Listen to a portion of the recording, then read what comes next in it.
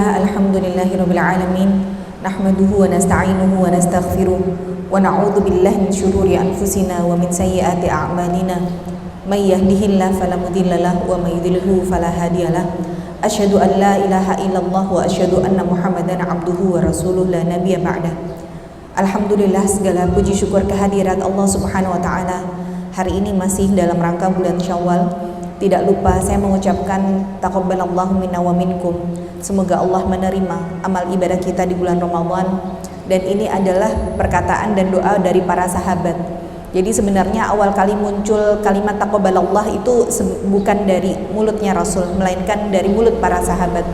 Kenapa kok sahabat sampai berdoa dengan doa demikian? Karena para sahabat pun tahu bahwa amal yang mereka lakukan di bulan Ramadan belum tentu diterima oleh Allah. Maka alhamdulillah kita bersyukur sama Allah masih dikasih usia sampai di bulan Syawal ini, terus mendoakan, saling mendoakan satu sama lain. Semoga Allah menerima amal ibadah kita di Ramadan. Karena sebenarnya yang paling berat dalam sebuah ibadah itu bukan terletak pada ibadahnya itu sendiri. Bukan berarti kita sholat itu berat, bukan kemudian puasa itu sulit, bukan sedekah itu kemudian berat, tetapi yang berat dan sulit adalah memastikan bahwa amal ibadah kita diterima oleh Allah. Dan itu nggak ada garansinya. Kita nggak pernah tahu amal yang kemarin kita lakukan itu apakah semua diterima, karena kita itu sama Allah ibaratnya seperti berdagang. Jadi kita melakukan jual beli sama Allah. Allah itu hanya mau membeli dagangan kita kalau dagangan kita berkualitas. Maka Allah sebutkan innama yataqabbalallahu ilal muttaqin, bahwa Allah itu hanya menerima amalan-amalan dari orang-orang yang bertakwa saja. Maka ketika kita punya barang dagangan dan dagangan yang kita tawarkan ke Allah tuh apa? Salat kita, puasa kita, sedekah kita, itu barang dagangan kita. Nah, Allah berkenan membeli atau enggak? Maka kalau Allah berkenan membeli karena dagangan kita berkualitas, maka Allah membelinya itu dengan surga. Maka Rasulullah sampaikan, ala inna sila'atallahil ghaliyah, sungguh barangnya Allah itu mahal. Wa sila'atullahi hiyal jannah, dan barangnya Allah itulah surga. Maka ada salah seorang sahabat yang bernama sahabat Atha, ketika beliau menjual sebuah kain, di mana kain ini sudah didatangkan dari negeri yang jauh, dia pun berusaha memilih kain dengan kualitas yang terbaik. Dia pelajari, periksa satu persatu kainnya tidak ada yang cacat. Tapi begitu dijual, kemudian ada orang yang meneliti barang dagangannya, yang tadinya mau membeli ternyata tidak jadi membeli. Kenapa? Karena dia mendapati ada cacat di kainnya tersebut. Sahabat Atha lantas menangis. Menangis bukan karena orang tidak jadi membeli kainnya, tetapi beliau berpikir, ya Allah, kalau untuk urusan dunia saja yang aku sudah pilih satu persatu, sudah aku periksa, tadi aku beli, ibaratnya kulaan itu sudah nggak ada cacatnya, tapi di mata pembeli ternyata ini pun masih belum sempurna. Bagaimana dengan amal ibadah yang selama ini aku lakukan selama hidup di dunia? Apakah semua amal ibadahku ini yang aku rasa sempurna itu sudah sempurna di mata Allah? Maka yang dilakukan para sahabat mengucapkan dan mendoakan satu sama lain, taqabbalallah, semoga Allah menerima minna, semua amalan kita, wa minkum, dan amalan kalian. Dan ini dilakukan oleh para sahabat bukan hanya pada bulan Syawal saja. Yang dilakukan oleh para sahabat berdoa dengan doa ini, mereka membagi di mana satu tahun ada 12 bulan, yang 6 bulan sebelum Ramadan mereka lakukan untuk mempersiapkan bagaimana mereka beribadah berkualitas di Ramadan. Jadi 6 bulan itu warming up-nya. 6 bulan sebelum Ramadan datang itu mereka melakukan pemanasan. Contoh kayak misalkan orang ada mau perlombaan lari maraton sekian puluh kilometer, nggak mungkin untuk menang dia latihannya besok lomba, hari ini latihan gekeng, nggak mungkin. Maka untuk bisa mencapai latihan lari kuat sepanjang misalkan 20 kilometer, maka dia sudah latihan lari itu mulai dari setengah kilo, 1 kilo, itu sudah jauh-jauh hari. Ya misalkan ibu mau umroh, nanti gimana ya kalau kita saat sa'i gitu ya, karena sa'i itu kan 7 kali putaran, hitungannya sekitar 3 kilo. Kan latihannya enggak cuma besok berangkat, hari ini latihan lari-lari, kan enggak. Latihan itu diperlukan mungkin 1 bulan sebelum keberangkatan supaya fisik kita kuat. sama, para sahabat itu untuk bisa memaksimalkan ibadah di bulan Ramadan, mereka tuh mempersiapkannya sampai 6 bulan. Maka yang mereka lakukan setelah bulan Ramadan, mulai dari bulan Syawal sampai 6 bulan setelahnya, yang mereka lakukan adalah memperbanyak doa. Jadi 6 bulan mempersiapkan untuk ibadah terbaik di Ramadan, 6 bulan setelahnya saling mendoakan supaya Allah menerima amal ibadah mereka di Ramadan.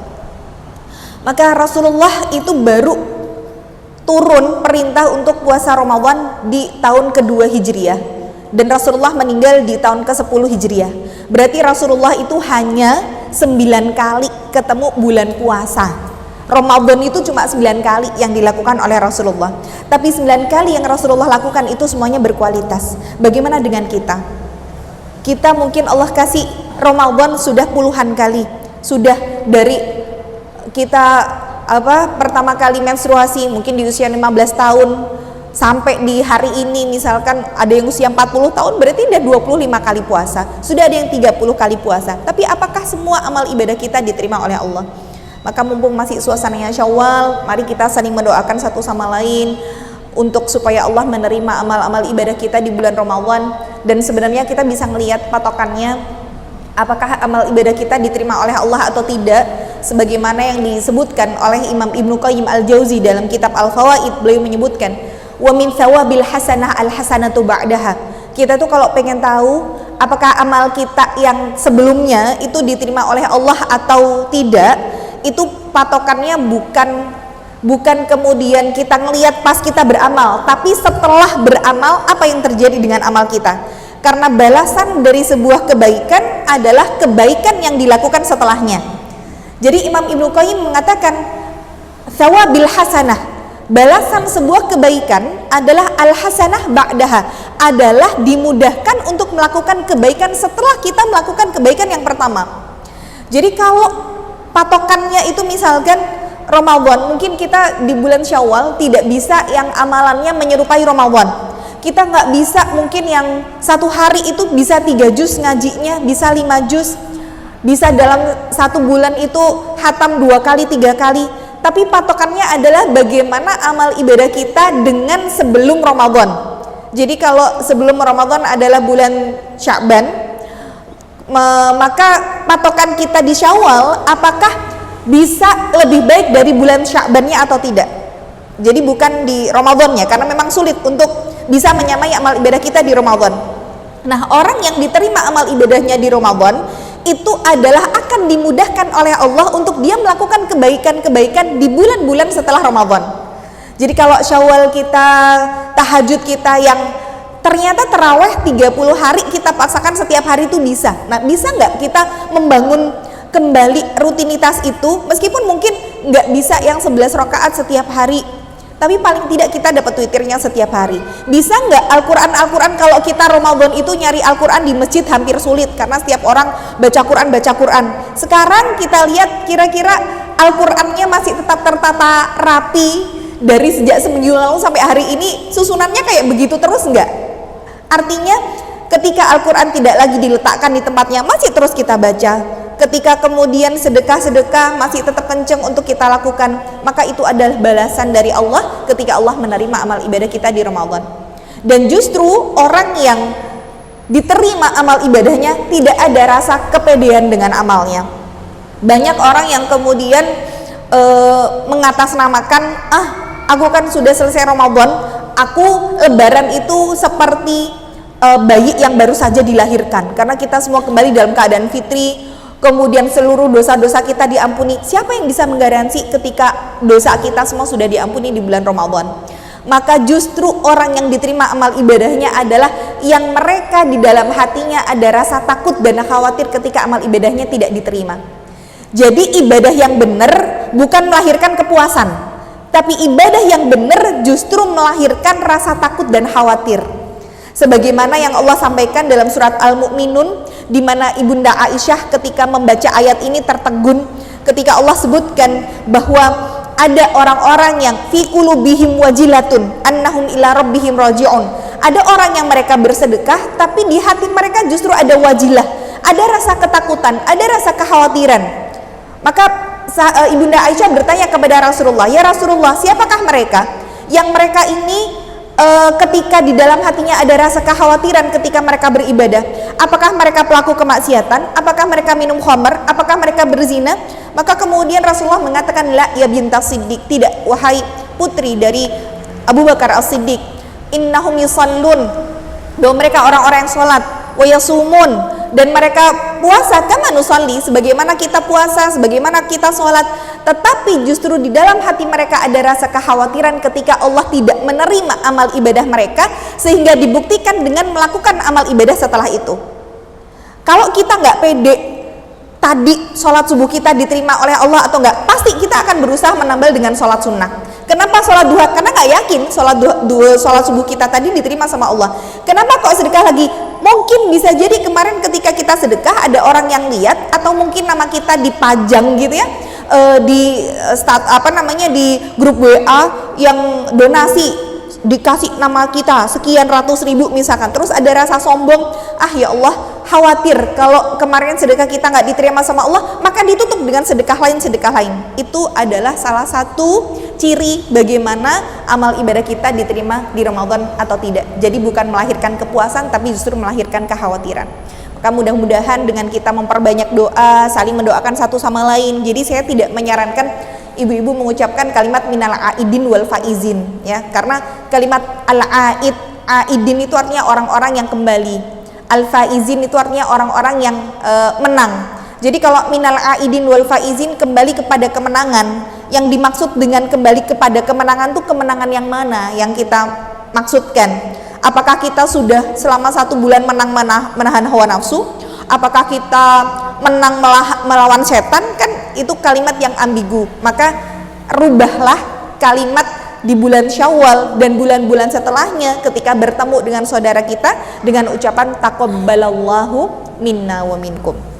Maka alhamdulillah ibu-ibu, teman-teman semuanya, hari ini Allah kembali mudahkan kita untuk bisa belajar. Mudah-mudahan setelah Ramadan itu kita ngecharge iman full baterainya. Nah, kita itu sayang sekali ketakwaan kita tuh nggak ada displaynya.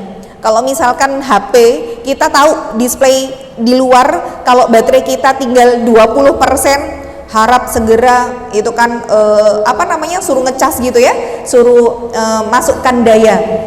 Itu enak gitu ya kalau kita tahu kadar baterai kita berapa. Tapi sayangnya di tubuh kita ini nggak ada kadar iman dan takwa kita. Coba kalau misalkan di setiap tubuh kita tuh Allah kasih gitu ya, di dahi gini, iman Anda tinggal 10%, harap ngecas, enak itu gitu ya. Kita bisa tahu, aku lagi futur gitu ya, aku lagi lemah imannya, ayo segera datang ke kajian. Sayangnya kita nggak ada displaynya. Makanya bagaimana kita harus memulai kembali, memaksakan diri, karena yang namanya sebuah kebaikan itu memang harus dipaksakan. Apalagi sudah liburan, terus halal bihalal, acara sana sini, itu Masya Allah gitu ya. Untuk membangun kembali, bisa hadir di kajian, itu memang perlu prosesnya. Jadi nikmati dulu prosesnya. Kalau memang kita harus masih masuk di tahapan awal memaksakan diri, nggak apa-apa, jalani aja ritmenya. Karena memang yang pertama masih tahap memaksakan diri. Lama-lama akan menjadi sebuah kebiasaan akan menjadi sebuah kenikmatan akan menjadi sebuah kebutuhan. Nah, maka hari ini kita masuk lagi ke kitab At-Tadhkirah, di mana kitab ini insya Allah akan membahas tuntas bagaimana bekal kita menghadapi kehidupan abadi, bagaimana kita belajar tentang kematian, bahwa kematian bukan hanya sekedar kita menutup mata kemudian selesai dari kehidupan kita, tidak, tetapi bagaimana orang yang menuju Allah dengan ilmu tentu akan Allah bedakan dengan mereka yang menutup mata tanpa ada ilmunya. Maka mudah-mudahan dengan kita belajar kitab At-Tadhkirah, kita ini nanti kembali ke hadapan Allah dengan ilmunya, dan Allah akan bedakan itu. Kata Allah, kul, katakan, hal yastawil ladina ya'lamun wal ladina la ya'lamun, apakah sama antara orang yang tahu dan tidak tahu? Tidak. Maka ini adalah salah satu ikhtiar kita untuk kembali kepada Allah dengan keadaan terbaik. Maka teman-teman yang punya bukunya bisa dibuka, kita sampai di halaman 70. Kalau misalkan memang tidak punya bukunya, nggak apa-apa, nanti menyimak saja. Dan panitia sudah pernah nge-sounding bahwa kitab yang saya gunakan untuk kajian di setiap Kamis pekan ketiga adalah kitab At-Tadhkirah, bentuknya seperti ini. Ini ada 2 jilid tebal, karangan dari Imam Syamsuddin Al-Qurtubi, dan kita masih membahas di halaman ke-70. sebagaimana temanya adalah adab menghadiri orang mati dan mentalkin mayit. Maka sebuah hadis yang diriwayatkan dari Sahih Muslim disebutkan, laqinu mautakum la ilaha illallah. Talkinlah atau bimbinglah, ajarilah orang yang akan mati di antara kamu sekalian dengan kalimat la ilaha illallah. Jadi kalimat di sini laqinu mautakum artinya adalah orang-orang yang akan mati. Jangan disalahartikan bahwa talkinlah orang-orang yang sudah mati. Jadi sebenarnya yang butuh, ya kalau kita bisa bilang la ilaha illallah itu kan kalimat tahlil gitu ya. Jadi sebenarnya yang butuh untuk ditahlilin gitu ya, itu bukan orang yang sudah mati, tapi orang yang akan mati. Nah, ini jangan salah dalam mengartikan hadisnya. Karena banyak orang yang pengertiannya lakinu mautakum, oh talkinlah orang-orang yang sudah mati dengan la ilaha illallah. Akhirnya dilakukan tahlilan setelah kematian. Padahal seharusnya yang butuh tahlil itu adalah orang yang akan menjelang kematian. Maka kita akan belajar bagaimana adab untuk mentalkin mayit. Jadi dulu pernah kita pelajari ya bagaimana ketika proses sakaratul maut, dan setiap manusia itu mengalami proses sakaratul maut, terutama orang yang beriman. Setiap orang yang beriman pasti akan diberatkan dalam proses sakaratul mautnya, di mana sakaratul maut itu ribuan syaraf dimatikan secara bersamaan. Maka disitulah puncak pertarungan terdahsyat seseorang dengan korinnya. Saya pernah jelaskan tentang korin, bahwa setiap dari diri kita Allah bekali dengan jin pendamping. Jadi bukan khodam ya. Lumayan viral di hari-hari ini bagaimana mungkin di media sosial bahwa setiap orang itu punya khodamnya. Khodamnya ada yang baik, ada yang buruk. Semua orang yang bernyawa, baik dia muslim maupun non muslim, Allah bekali dengan jin pendamping yang namanya korin. Nah, korin ini tidak ada yang baik, tidak ada jin yang kemudian diutus oleh sesepuh kita. Mungkin ada leluhur-leluhur kita dulu, mereka bersekutu dengan jin yang katanya jin ini untuk menjaga gitu ya, dan biasanya nanti ini seringkali ada gangguan. Makanya suka ada orang yang kadang kesurupan, kemudian dia ada gangguan, bukan gangguan kejiwaan ya, tapi lebih kayak dia bisa melihat hal-hal yang tidak kasat mata, kemudian dia diganggu, mungkin emosinya labil, mungkin dia punya kepribadian ganda dan lain sebagainya. Itu banyak faktornya. Tapi kalau kemudian kita telusuri lagi, bisa jadi salah satunya ada jin nasab atau jin keturunan. Nah ini kalau jin nasab itu memang akan jauh lebih sulit, bukan berarti nggak bisa ya, akan jauh lebih sulit untuk keluar karena memang dia sudah punya perjanjian dengan leluhur kita. Nah, tidak ada satupun jin yang ketika berkolaborasi dengan manusia mengajarkan dan mengajak kebaikan, nggak ada. Itu harus digarisbawahi. Jadi nggak ada kok aku ditungguin sama jin yang jagain aku, nggak ada jin yang jagain. Awalnya mungkin mereka akan menyuruh kita untuk berbuat kebaikan, tapi lama-lama mereka pasti akan menyesatkan kita. Maka kalau sudah tahu ada gangguan seperti itu, atau mungkin dulu kakeknya pernah gitu ya punya penjagaan dari jin, ketika kakek meninggal biasanya itu akan turun ke keturunannya. Dia akan cari siapa yang akan diturunkan, mungkin ke anak, bisa ke cucu. Jadi terahnya itu si jin, karena Allah itu kasih usia jin jauh lebih lama daripada manusia. Mungkin manusia 60 sampai 70, mungkin mentok ya 100. Jin itu sampai ribuan tahun.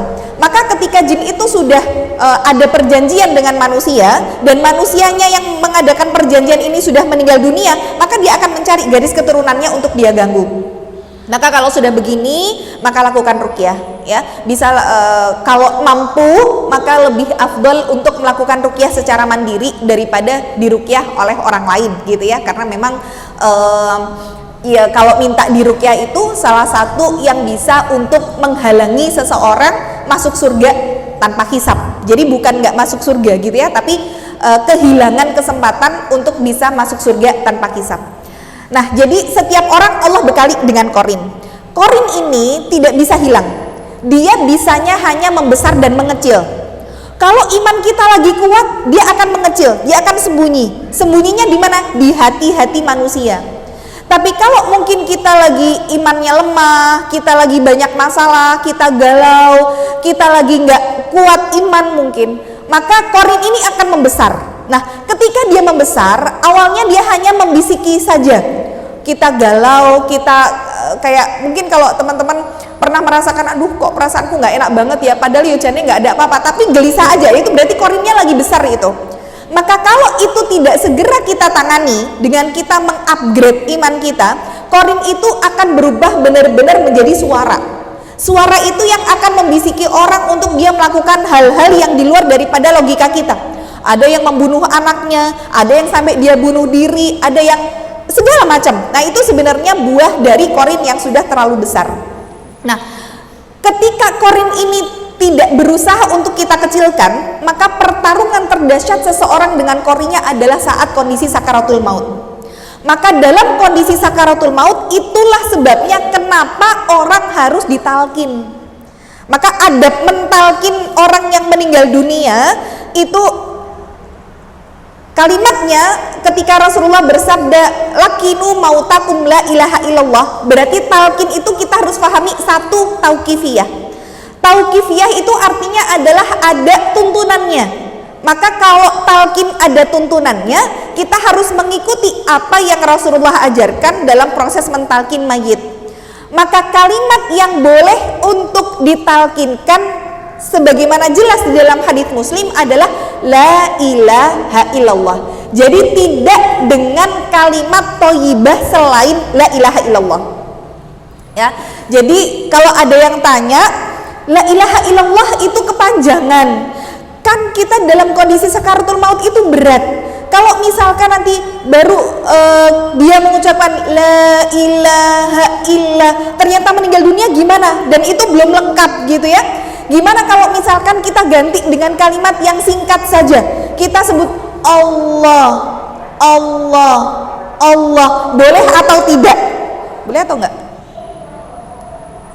Sama-sama kalimat thayyibah, mungkin subhanallah, masya Allah, alhamdulillah, atau mungkin yang ringkas Allah, Allah. Kira-kira kalau mentalkinnya hanya dengan kalimat Allah, boleh atau tidak? Nah, kalau saya tidak mensarankan. Kenapa? Karena sudah jelas hadisnya, letterlock gitu ya, Rasulullah sebutkan la ilaha illallah. Dan Rasul itu tahu kok bahwa mengucapkan la ilaha illallah itu berat. Orang dalam kondisi sakaratul maut, saya pernah jelaskan bagaimana ketika ribuan syaraf dimatikan secara bersamaan, dia mengucap kalimat aduh aja sulit, apalagi mengucapkan kalimat tahlil. Maka kalau ada orang yang sampai di detik kematiannya bisa mengucapkan la ilaha illallah jelas keluar dari mulutnya, hakikatnya bukan dia yang mengucapkan, melainkan Allah yang membimbing lisannya untuk bisa mengucapkan kalimat tersebut, karena sulit untuk mengucapkan kalimat itu. Namun Rasulullah tidak lantas mengganti kalimat la ilaha illallah dengan meringkaskan hanya Allah saja. Dan kalau misalkan kita sudah mentalkin, tapi si mayit ini ketika di detik kematiannya tidak bisa full mengucapkan, maka Allah maha mengetahui apa yang sudah menjadi niatannya. Meskipun belum komplit mengucap illallah, baru sampai misalkan gitu, tapi dia sudah berniat untuk mengucapkan kalimat tahlil, maka Allah maha mengetahui apa yang menjadi niat yang ada di dalam hatinya.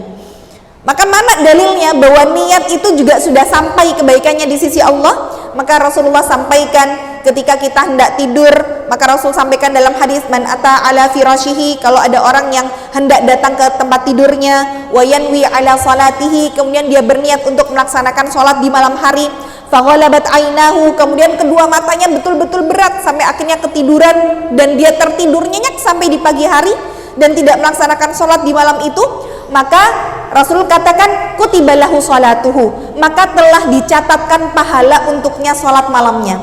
Itu baru niat kebaikan. Ternyata meskipun kita tidak melakukan itu, Allah sudah catatkan itu. Dalil yang kedua, baru niat saja sudah dapat kebaikannya.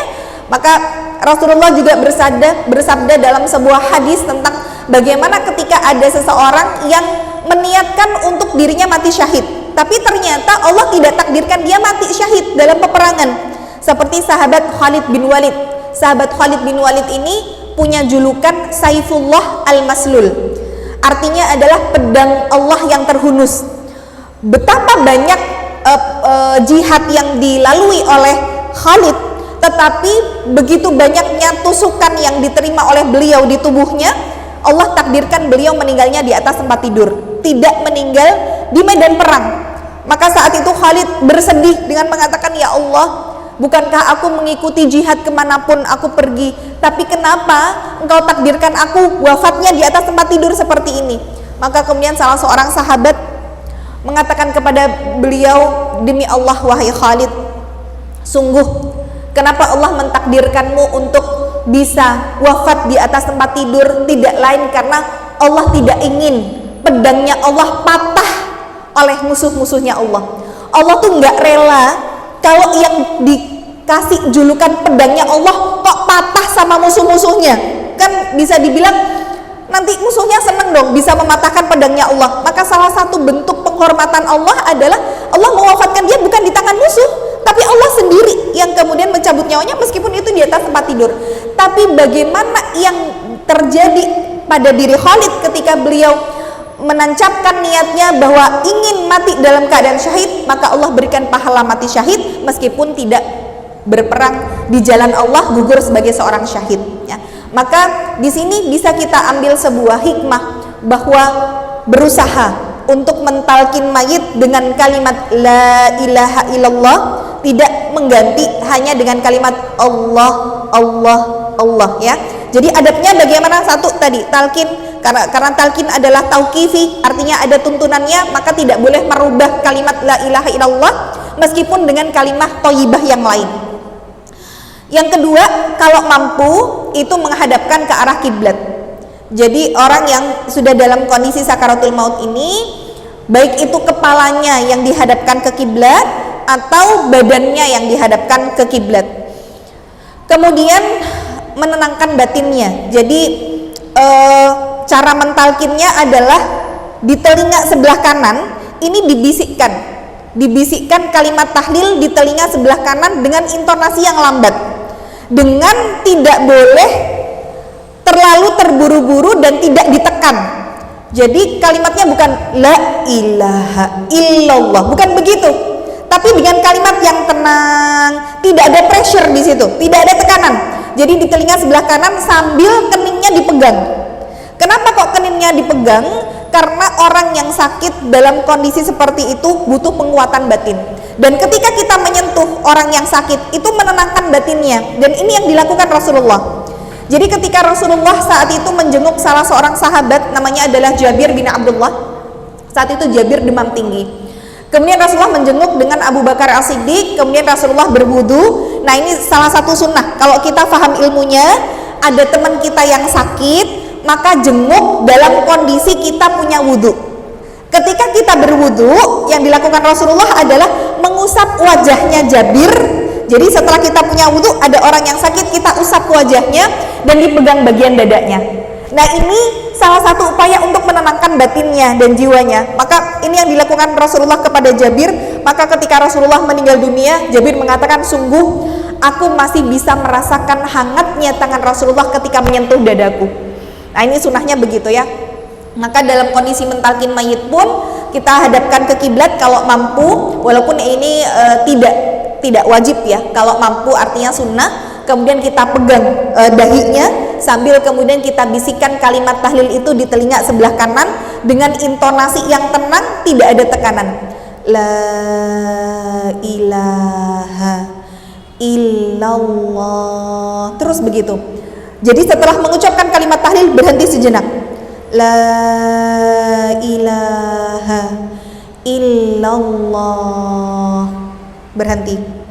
La ilaha illallah. Terus dilakukan, dituntunkan untuk mengucapkan talqin meskipun mungkin lisannya tidak mampu untuk mengucapkan karena saking beratnya. Maka nanti ada sebuah hadis, ketika malaikat maut mencabut nyawanya, kemudian malaikat itu melihat ke mulutnya orang yang dicabut nyawanya tersebut. Orangnya tidak mengucapkan kalimat apapun karena tidak keluar dari suaranya, tapi begitu malaikat melihat, ternyata lidahnya orang ini naik ke atas rongga mulutnya, dan ini menandakan dia akan dia sudah mengucapkan la ilaha illallah di mulutnya meskipun itu tidak keluar dari lisannya. Maka untuk mentalkin orang yang hampir meninggal dunia ini, kita kondisikan tidak berisik. Jadi kondisi tidak berisik ini yang mungkin selama ini misalkan kita ngelihat saudara kita atau mungkin orang yang kita sayangi ada di ICU, kemudian kita setelkan murotal terus menerus, atau mungkin bergantian dengan anak-anak membacakan Al-Quran. Nah, ini disingkirkan dulu. Jadi kondisinya ditenangkan, murotalnya dimatikan, yang ngaji berhenti dulu, karena memang butuh tenang. Karena terutama ya, yang nangis-nangis itu jangan ada di situ dulu. Jadi memang butuh ketenangan batin, ketetekan hati untuk orang yang bisa mentalkin. Nah, ini nanti karena saya pengalaman ya saat itu mentalkin Bapak Allah yarham, dan ini juga salah satu perkataan ulama bahwa makruh kita mengucapkan kalimat almarhum untuk orang yang sudah meninggal. Jadi orang yang sudah meninggal itu kalau bisa ulama mengatakan almarhum itu makruh. Jadi jangan lagi mengucapkan almarhum, karena almarhum itu artinya adalah orang yang dirahmati oleh Allah. Sedangkan kita nggak tahu apakah orang yang meninggal ini sudah jelas dirahmati oleh Allah. Jadi gimana merubah kalimat almarhum diganti dengan doa Allah yarham. Jadi misalkan oh iya Bapak Allah yarham, Ibu Allah yarham semoga Allah merahmati. Jadi bukan almarhum Ibu, almarhum Bapak itu. Jadi saat saya mendampingi Bapak saat itu sudah di ICU, kemudian saya dengan adik saya Ustadz Ahmad Zaki Ramadhani saat itu bergantian. Jadi mama saya sudah nangis, kemudian bibi saya sudah nangis. Terus saya bilang udah mama kalau nangis jangan di sini, kesian. Karena orang yang dalam kondisi sakaratul maut itu berat perjalanannya. Jangan ditambahin beban, jangan ditambahi berat dengan tangisan kita. Makanya ngomong suara berisik aja dia nggak mampu, dia nggak bisa fokus, karena itu benar-benar pertarungan terdahsyat dia dengan korinnya. Jadi usahakan cari anak-anak, karena yang namanya ketenangan, kesabaran itu nanti akan berkesinambungan dengan iman seseorang. Contoh nih, misalkan ibu punya anak yang satu suka datang ke kajian, yang satu wanita karir misalkan, itu dalam penerimaan dia menghadapi masalah ataupun musibah itu beda. Walaupun musibahnya sama-sama berat, tapi orang tuh kalau sudah belajar ilmu agama, dia akan lebih tenang dalam menghadapi setiap apapun masalah yang Allah berikan kepada dirinya. Tapi beda sama orang yang belum belajar gitu lah. Jadi kalau nanti dalam kondisi seperti itu, maka cari anak-anak kita yang kira-kira kita pandang ini lebih solih daripada yang lain, minta dia yang mentalkin, membimbing kita. Jadi jangan nangis. Ya memang kalau sudah dalam kondisi itu mau nggak mau nangis ya. Kita rasanya air mata sudah tumpah saja, apalagi sudah melihat kondisi orang yang kita sayang sudah nggak berdaya, kita mentalkin itu berat perjalanan nanti calon mayit ini. Jadi kuatkan hati, tenangkan pikiran, bismillah, mentalkin dengan kalimat pelan dari telinga sebelah kanan. La ilaha illallah, terus begitu. Nanti kalau kemudian dia sudah mengucapkan la ilaha illallah, berhenti, jangan diajak ngomong lagi, nggak perlu ditalkin lagi, karena Rasulullah bersabda man akhiru kalamihi la ilaha illallah dakhalal jannah. Barang siapa yang akhir perkataannya la ilaha illallah masuk surga. Jadi la ilaha illallah itu kalimat terakhir yang dia ucapkan sebelum meninggal dunia. Maka kalau si mayit ini sebelumnya sudah bisa mengucapkan la ilaha illallah, berhenti misalkan, sudah diem, nggak perlu lagi ayo pak lagi la ilaha illallah lagi nggak perlu ya. Ataupun misalkan ketika sudah mengucapkan la ilaha illallah kemudian pingsan, nah ketika dia pingsan kemudian bangun minta air, nah itu talkin lagi sampai akhir kalimatnya adalah la ilaha illallah ya. Nah, jadi kondisinya ketika orang tadi dalam keadaan sakaratul maut ya, yang paling penting adalah kita berusaha mendampingi dengan kalimat membimbing dengan kalimat la ilaha illallah, dilihat kondisinya juga. Karena ada beberapa ulama yang tidak ditalkin dengan kalimat la ilaha illallah, tapi apa yang mereka lakukan? Nah, jadi yang boleh kita lakukan selain talkin la ilaha illallah apa? Jadi kalau kalimatnya yang thayyibah hanya boleh la ilaha illallah. Tapi kalau nggak ditalkin dengan la ilaha illallah, apa yang bisa untuk kita lakukan? Yang kedua, dilihat kondisinya. Jadi kalau kalau kita lihat apakah benar orang yang la ilaha illallah itu mesti masuk surga? Kalau dia pelaku kemaksiatan, apakah ketika dia meninggal dunia bisa la ilaha illallah padahal dia nggak pakai jilbab misalkan, dia kita tahu maksiatnya banyak, apakah langsung masuk surga? Karena Rasulullah sampaikan dakhalal jannah. Maka di sini ulama berbeda tafsir gitu ya. Ada dua tafsir berkenaan dengan hadis ini. Yang pertama, walaupun dia ahli maksiat tetap masuk surga ketika bisa mengucapkan kalimat la ilaha illallah di akhir hidupnya. Tafsiran yang kedua adalah dilihat kondisinya. Kalau dia memang orang yang bersih dari dosa, maka dengan kalimat tahlil yang dia ucapkan sebelum kematiannya, dia bisa masuk surga tanpa hisab. Tapi kalau dia masih memiliki dosa yang dia bawa sampai dengan kematiannya, maka dia masih menjalani proses hisab, dicuci dulu dosanya di neraka, baru pada akhirnya dia masuk surga. Dan tafsiran yang kedua inilah yang dirajihkan atau dikuatkan oleh para ulama. Jadi ulama lebih berpendapat pada tafsir yang kedua, bahwa meskipun kita mengucapkan kalimat la ilaha illallah di akhir kehidupan, kalau masih punya dosa yang dibawa sampai mati, maka tetap masih menjalani proses hisab walaupun pada akhirnya adalah masuk surga. Nah, kemudian yang dilakukan oleh para sahabat pula dan juga para ulama, kalau tidak mentalkin dengan la ilaha illallah, boleh untuk dia diingatkan dengan ayat-ayat atau membaca ayat yang di situ terdapat kalimat la ilaha illallah, sebagaimana yang terjadi oleh salah seorang sahabat, di mana ketika dia saat itu sakit, dia diajarin sama temannya la ilaha illallah, la ilaha illallah. Kemudian temannya ini dia masih dalam kondisi sadar, dia mengatakan, kamu ajari aku atau tidak, sesungguhnya aku tak pernah berhenti mengucapkannya. Kemudian dia membaca di surat Al-Fath ayat ke-26, yang di situ artinya adalah, dan Allah membuat mereka selalu mengucapkan kalimat takwa, dan adalah mereka berhak dengan kalimat takwa itu dan patut memilikinya. Dan ini adalah salah satu tafsir bahwa ketika orang masih punya kalimat la ilaha illallah, bisa menafikan bahwa tidak ada kesyirikan yang dia bawa sampai dengan kematiannya, maka meskipun tidak mengucapkan la ilaha illallah, dia membaca ayat yang semisal dengan itu pun Allah wafatkan dia dalam keadaan husnul khatimah. Ataupun cara yang ketiga, sebagaimana yang dilakukan oleh sahabat yang namanya Abu Zur'ah. Jadi Abu Zur'ah ini salah satu perawi hadis yang sangat terkenal, dan sahabat-sahabatnya itu juga ulama-ulama. Maka inilah ya, kita bisa mengambil satu hikmah besar, bahwa ketika kita mulai berkenalan dengan seseorang, sama dengan kita sedang menyeleksi siapa saja orang-orang yang akan menyolatkan kita dan mendoakan kita setelah kematian kita. Jadi ini bukan masalah sepele loh. Ketika kita di jalan ketemu orang, di kajian, berkenalan gitu ya, bukan masalah sepele, oh aku kenal sama si A, aku kenal sama si B. Ketika kita berkenalan dan berteman dengan orang-orang, hakikatnya kita sedang memilih siapa saja orang yang akan menyolatkan dan mendoakan kita setelah kematian kita. Dan ingat bahwa orang yang meninggal dunia dan dia disolatkan oleh 40 orang solih, maka dia akan mendapatkan syafaat dari orang-orang solih ini.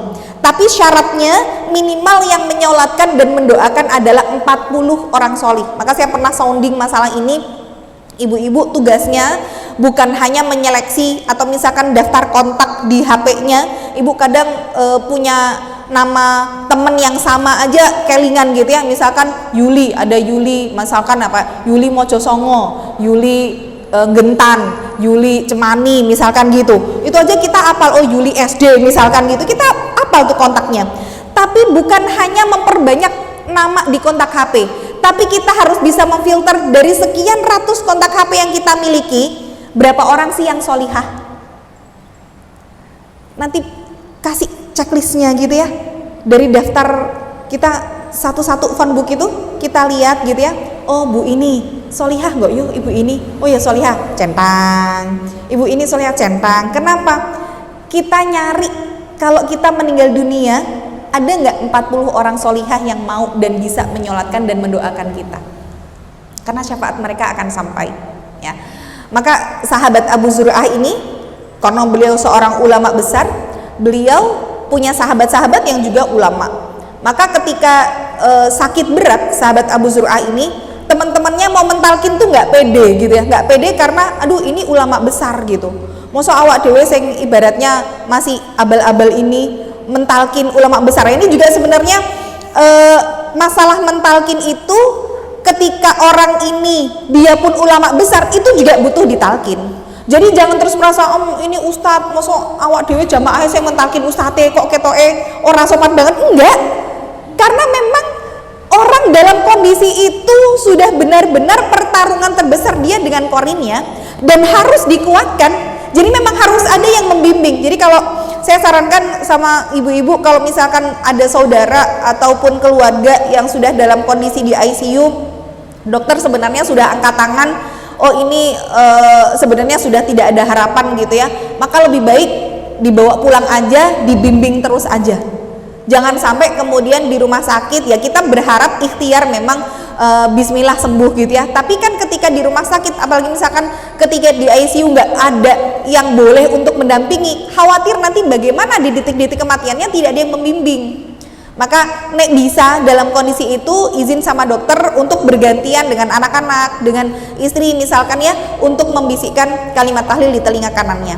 Nah tadi sahabat Abu Zur'ah tadi, teman-temannya merasa nggak pede, ini ulama besar, masa kita talkinkan. Maka kemudian teman-temannya ini mengingatkan Abu Zur'ah dengan hadis tadi, dengan hadis lakinu mautakum la ilaha illallah, tapi dibacakan dari mulai sanadnya. Jadi kalau dibacakan mulai dari perawi awalnya. Jadi kalau kita berbicara tentang hadis, urut-urutan mulai dari Rasulullah sampai dengan Bukhari sampai dengan Muslim, misalkan dari sahabat siapa. Nah, urut-urutannya itu namanya adalah rawi. Mereka orang yang meriwayatkan. Nah, silsilahnya itu namanya adalah sanad. Kalau isinya itu adalah matan. Jadi dalam hadis itu ada 3 komponen, ada rawi, ada sanad, ada matan. Nah, sahabatnya Abu Zur'ah ini membacakan hadis tapi memulai dari rawinya di awal gitu ya. Jadi misalkan dari sahabat Asim misalkan ya, atau dari sahabat Asim, dari Abdul Hamid, dari Ja'far, dari Salih bin Abu Ghalib, dari Kasir bin Murrah, dari Mu'ad bin Jabal, dari Rasulullah. Nah itu para sahabatnya membacakan gitu ya, membacakan urut-urutan rawinya.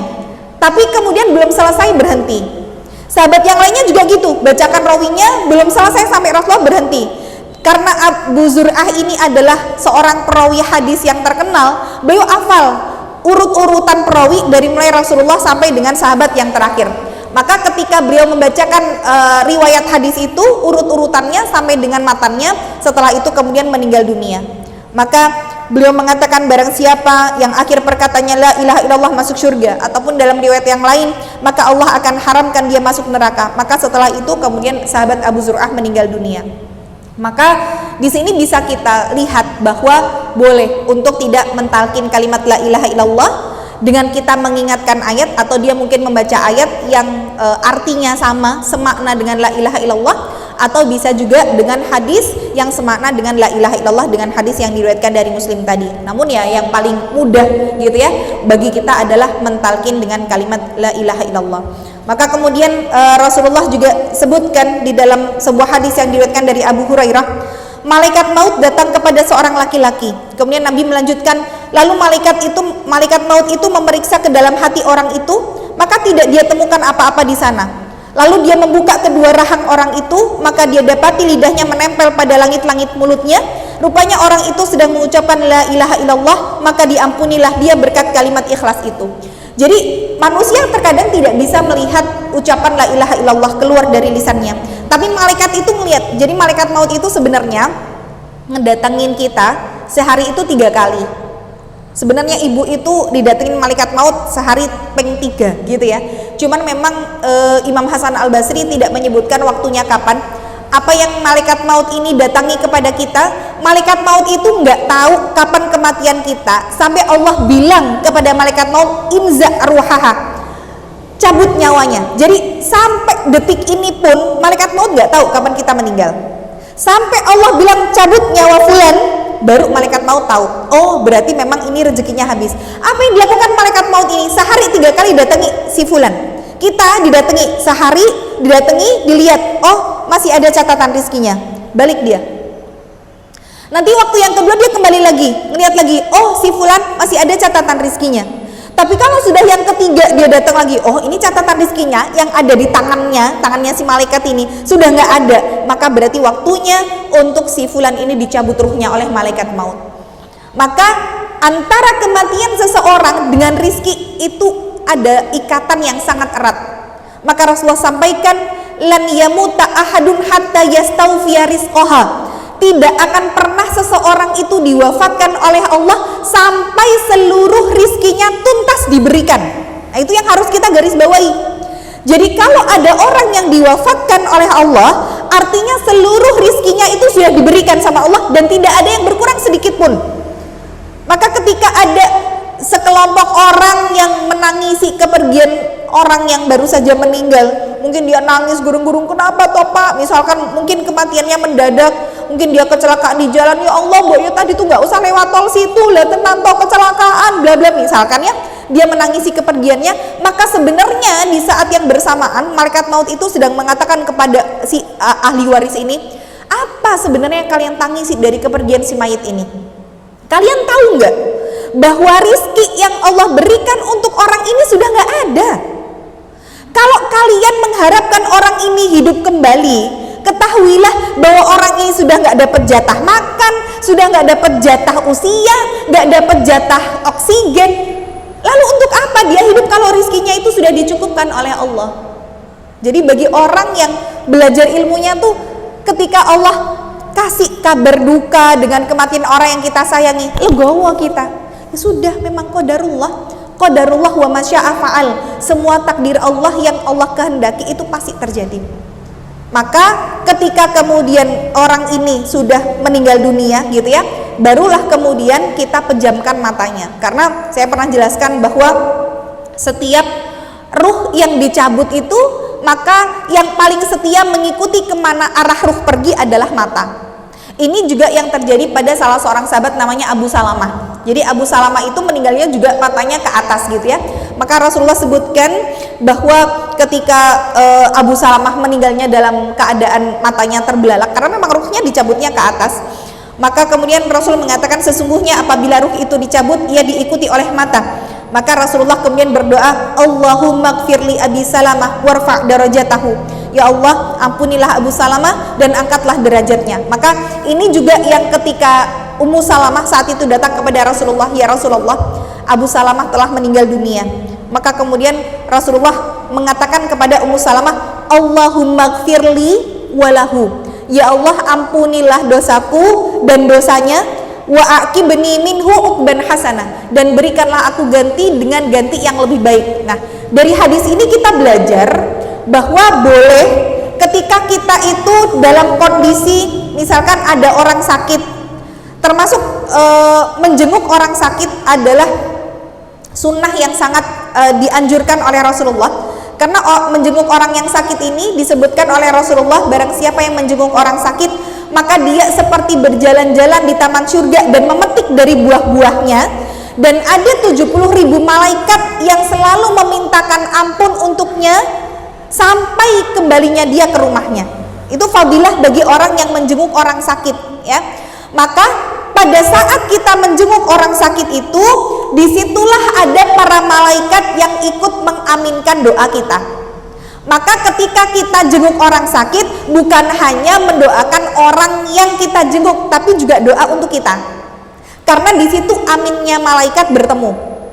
Maka ketika ada orang yang meninggal pun, Rasulullah sebutkan yang diajarkan kepada Ummu Salamah bukan cuma Allahumma gfir lahu, ya Allah ampunilah dia, enggak, tetapi membawa nama kita untuk ikut di dalam doa itu, karena supaya kita juga diaminkan oleh malaikat dengan kalimat Allahumma gfirli, Ya Allah, ampunilah aku, walahu, dan ampunilah dia, wa aqibni, dan berikanlah aku ganti, uqban hasanah, ganti yang lebih baik. Maka doa ini kemudian dirutinkan oleh Ummu Salamah sampai akhirnya betul-betul Allah memberikan ganti untuk Ummu Salamah, seseorang yang lebih baik daripada Abu Salamah, yaitu Rasulullah Sallallahu Alaihi Wasallam. Jadi barang siapa yang ketika ada musibah, kalau di dalam hadis yang lain disebutkan doanya bisa Allahumma ajirni fi musibati, ya Allah berikanlah aku ganjaran, berikanlah aku pahala dalam musibahku ini, wahlufni khairan minha, dan berikanlah aku ganti yang lebih baik daripadanya. Ini juga bisa dibaca. Atau doa ini Allahumma gfirli walahu wa aqibni uqban hasanah. Maka niscaya siapapun yang membaca doa ini ketika dia kehilangan, baik kehilangan sesuatu, kehilangan seseorang, pasti akan Allah berikan ganti dengan sesuatu atau seseorang yang lebih baik.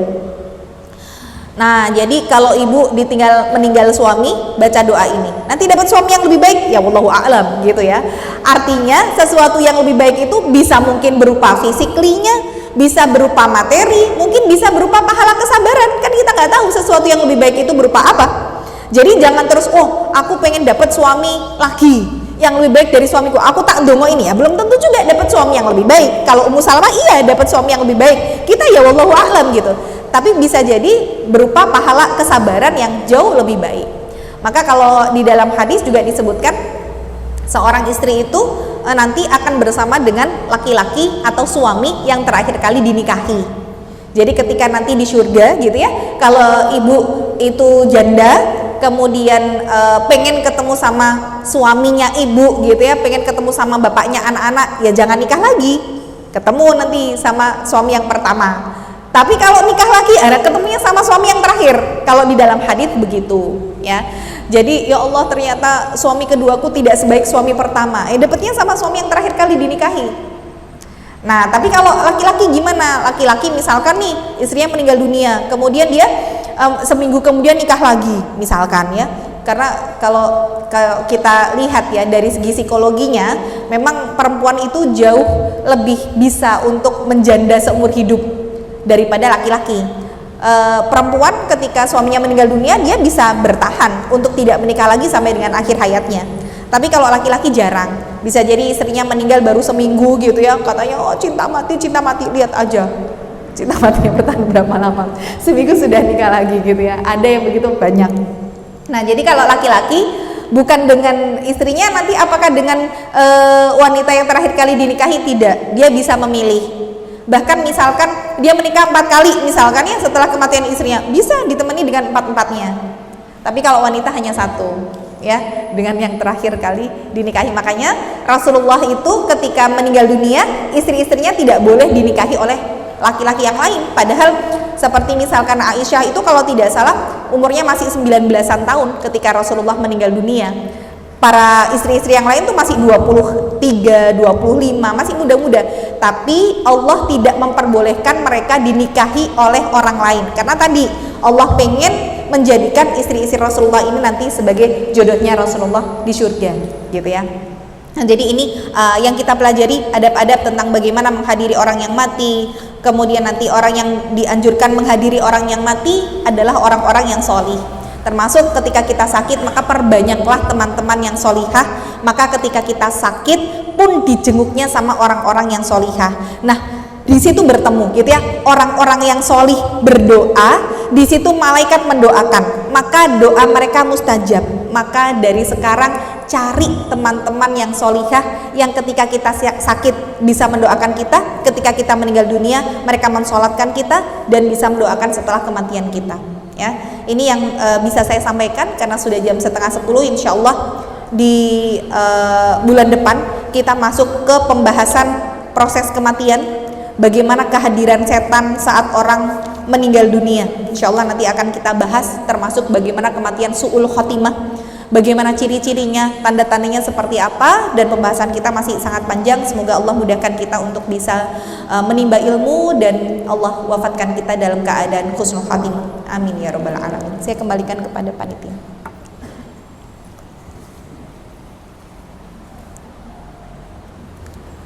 Monggo ada pertanyaan.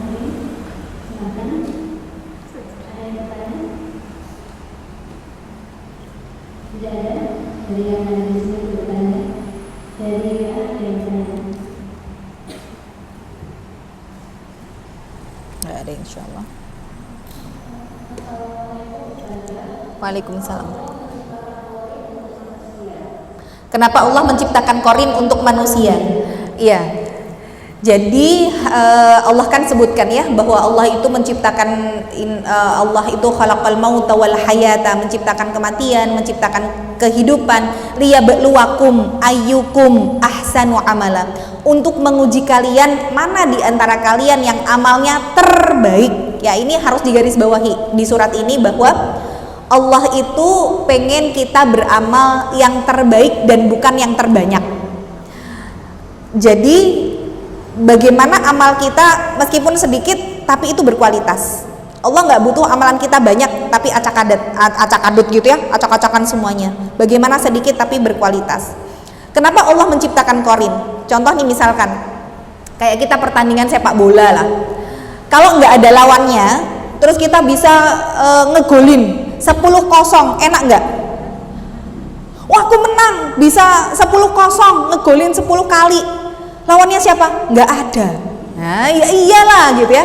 Sama kehidupan kita mau masuk surga, nek nggak ada lawannya kan ya nggak seru gitu loh. Artinya memang Allah menciptakan itu untuk menguji kita. Apakah hasibtum an tadkhulul jannah?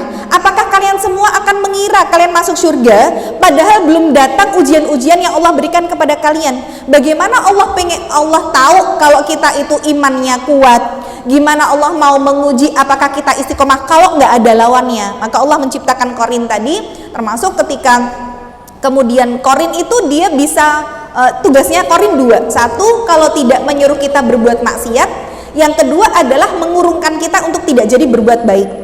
Jadi yang asalnya kita mau ngaji, berangkat mager gitu ya, udahlah besok aja lah, aku kok mager banget ya, mau jalan keluar, mau kajian, itu korin.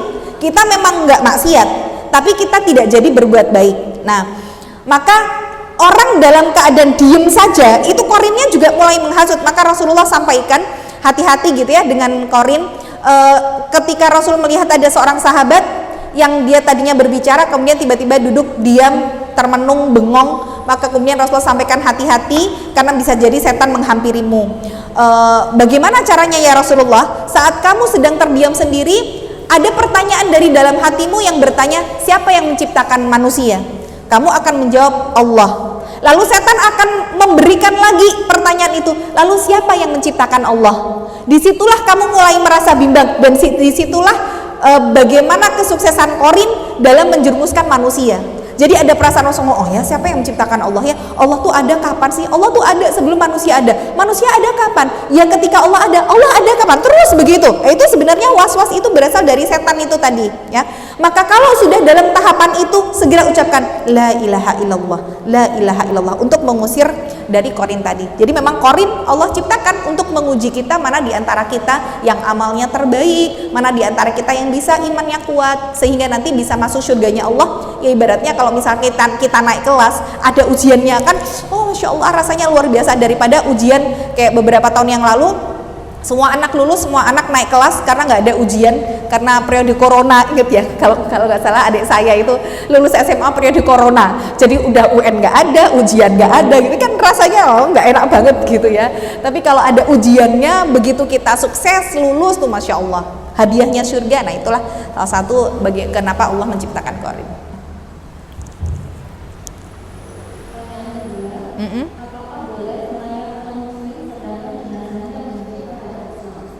Apakah boleh melayat non muslim sedangkan dia benci sama Islam?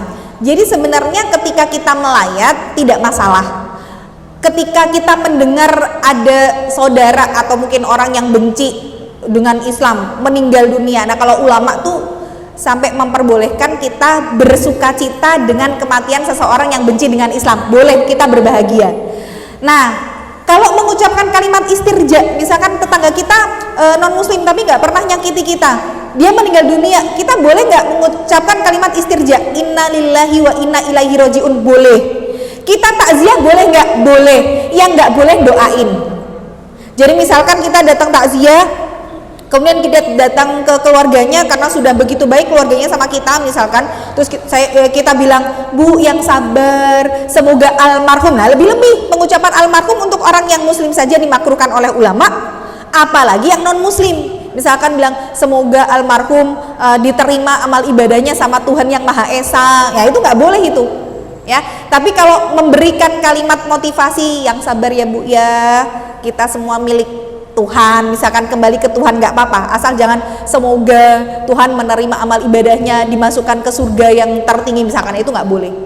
Jadi tadi kalau misalkan non muslim meninggal dunia, boleh nggak kita datang takziah meskipun dia benci? Boleh saja, tapi jangan sampai mendoakan untuk kebaikannya gitu ya, karena sudah terputus, terhalang gitu.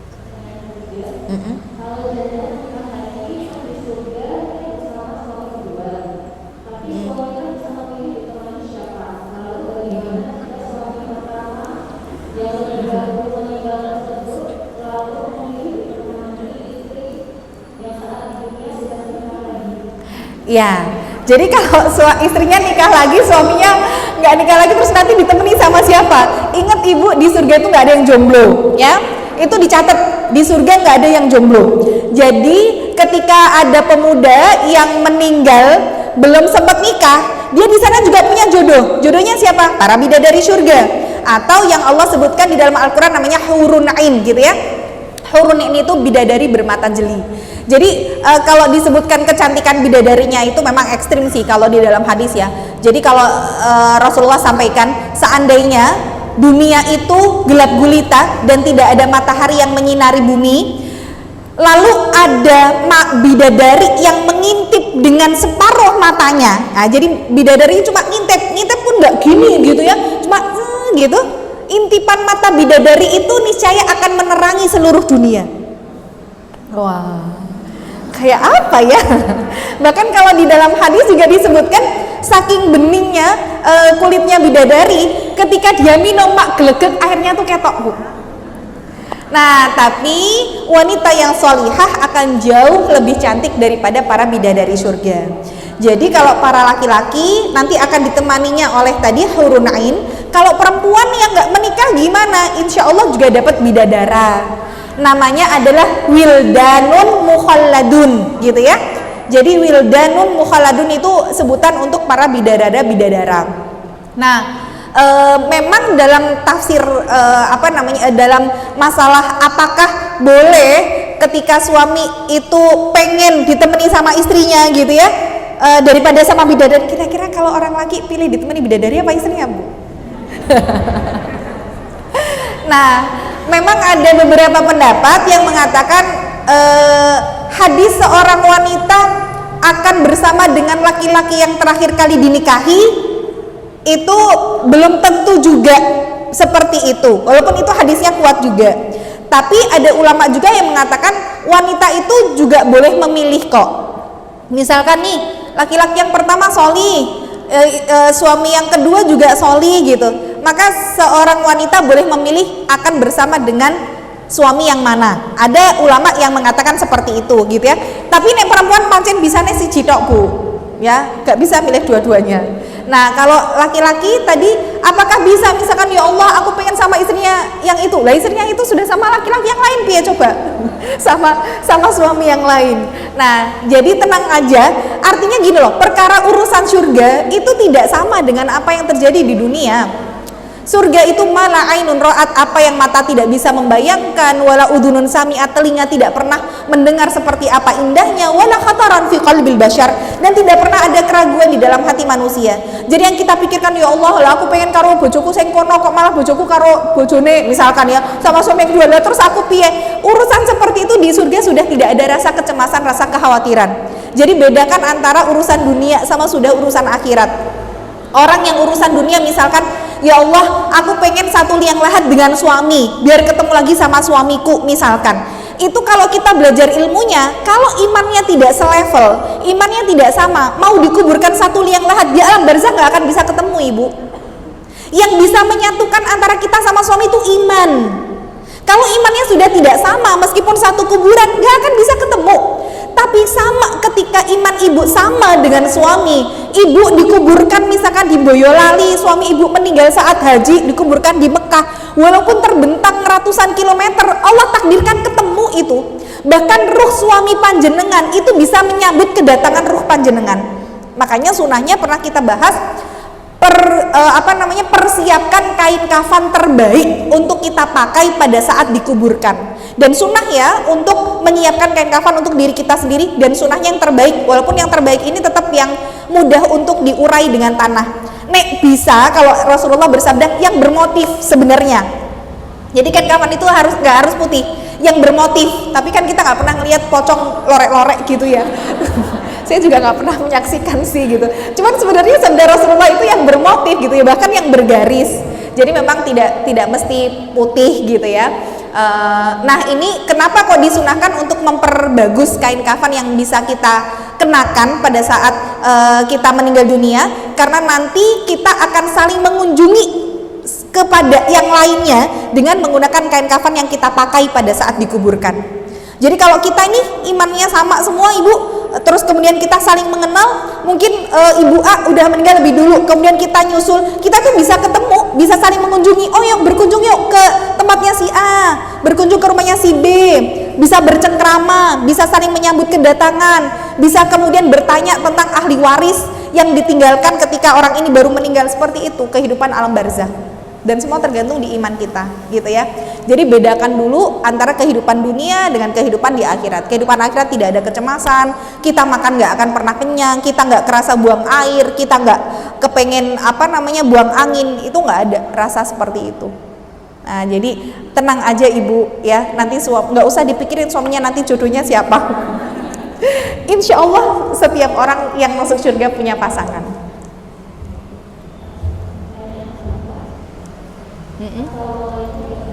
Waalaikumsalam.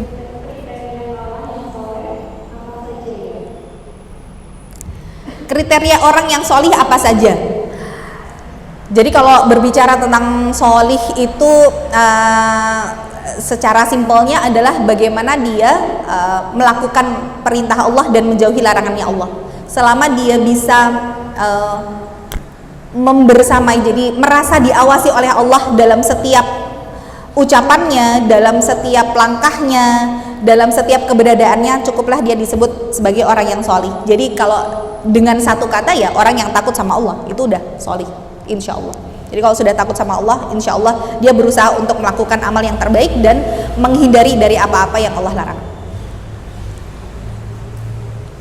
Sudah? Ya.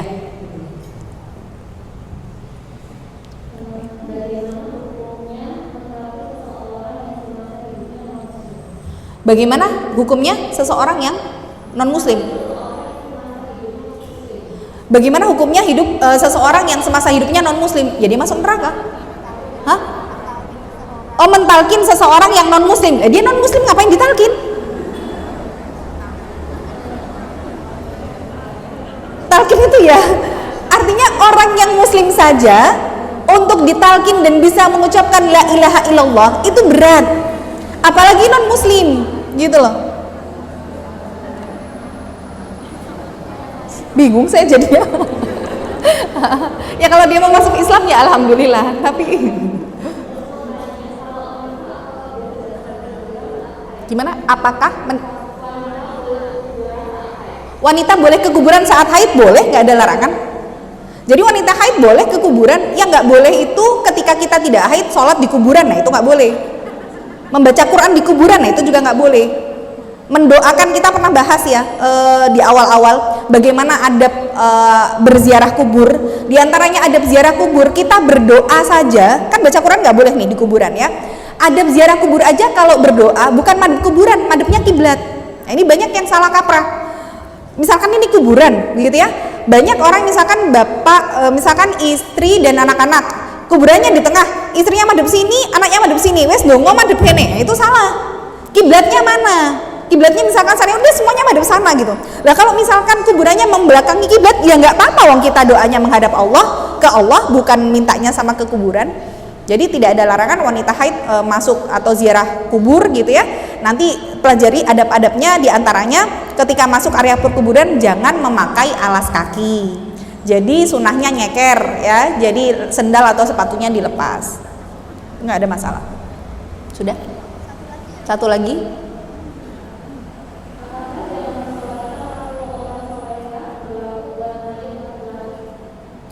Apakah berlaku untuk mayit laki-laki apabila mensolatkan adalah wanita solihah? Berlaku.